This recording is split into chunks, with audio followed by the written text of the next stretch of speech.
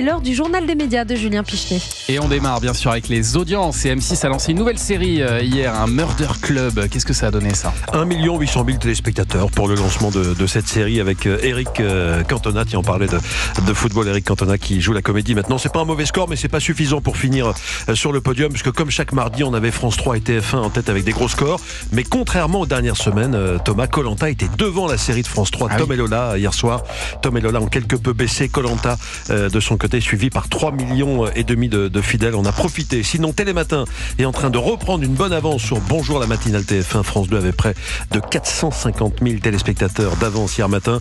Puis en fin d'après-midi, c'est toujours aussi serré entre la quotidienne de la Starac et Tout le monde a son mot à dire. Lundi, c'est TF1 qui était devant. Et bien hier, c'était au tour du jeu d'Olivier Mine. 1,6 million contre 1,5 million. Europe 1, le journal des médias. Et puis alors aujourd'hui, la chaîne Sister rend hommage à La Petite Maison dans la Prairie, série mythique qui fête ses 50 ans cette année.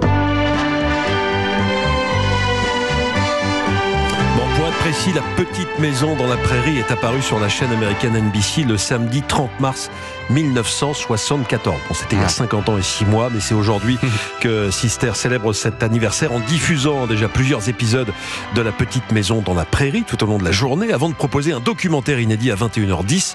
Documentaire réalisé par Julie Gavras, qui a assisté au Little House Festival. C'est un festival qui réunit fans et acteurs de la série. C'était il y a quelques mois en Californie. Julie Gavras, qui est la fille de Costa, a rencontré notamment celle qui incarnait Laura Ingalls et Nelly Olson. Écoutez. Ça m'a beaucoup fait rire, Melissa Gilbert raconter tout ce qu'elle sait faire aujourd'hui, comme si elle avait grandi au 19e siècle. Faire du cheval, évidemment, conduire un chariot.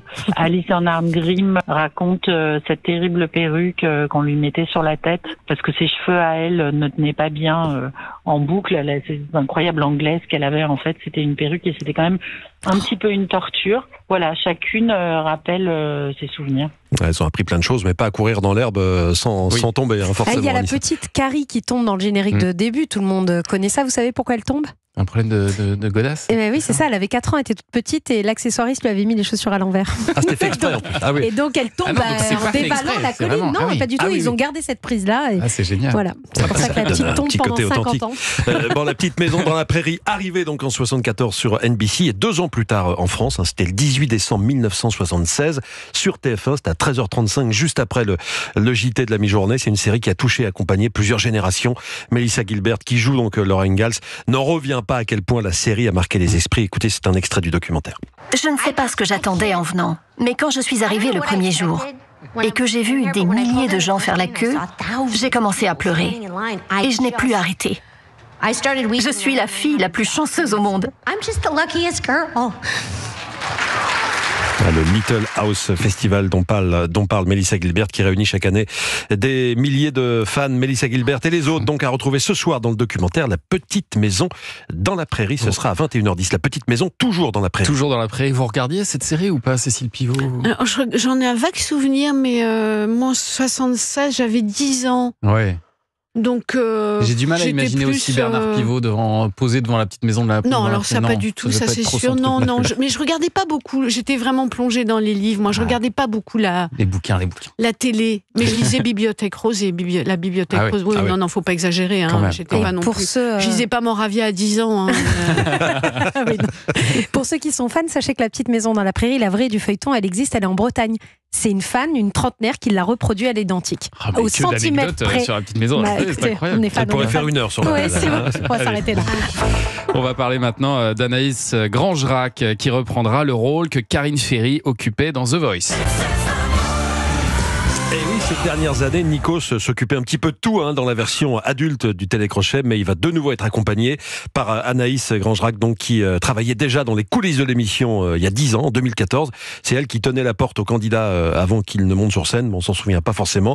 Dans la prochaine saison de The Voice, on entendra enfin sa voix, on la verra même, puisqu'Anaïs recueillera les impressions des jeunes talents en backstage. Ouais. Précisons que le tournage de la 14e saison a commencé la semaine dernière. Elle sera diffusée en début d'année prochaine. Elle est aussi actuellement chroniqueuse, je le précise, Anaïs, dans la matinale de TF1, présentée par Bruce Toussaint.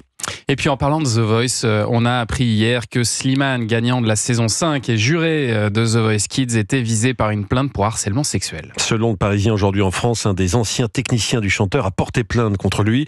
Il l'aurait, selon lui, bloqué contre un mur avant de lui imposer une étreinte. Le plaignant aurait alors refusé la relation sexuelle que Slimane lui proposait en lui expliquant qu'il était hétérosexuel et marié. Par la suite, Slimane lui aurait envoyé des messages et des vidéos à caractère sexuel.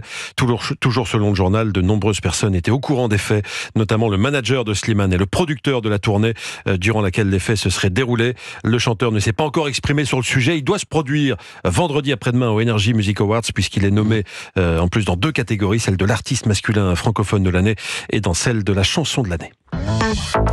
Et puis aujourd'hui, le Figaro publie un hors-série consacré à Clint Eastwood, dont le dernier film sort aujourd'hui dans les salles. 94 ans de vie résumée dans cette hors-série du Figaro qui revient notamment sur les années de galère de Clint Eastwood. On l'a un petit peu oublié, mais il a tenu des petits rôles pendant 10 ans avant de commencer à exploser avec les westerns spaghetti de Sergio Leone. C'était au milieu des années 60. Au départ, il ne figurait même pas parmi les premiers choix de Sergio Leone pour une poignée de dollars et le bon, la brute et le truand.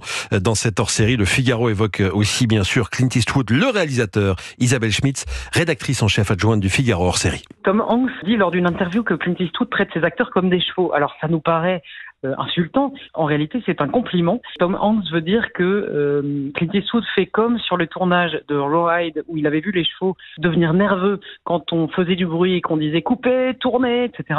Que du coup, il avait pris l'habitude de ne jamais crier et de parler à l'oreille de ses acteurs, de leur parler normalement, gentiment, et de leur parler le moins possible pour les laisser le plus être eux-mêmes.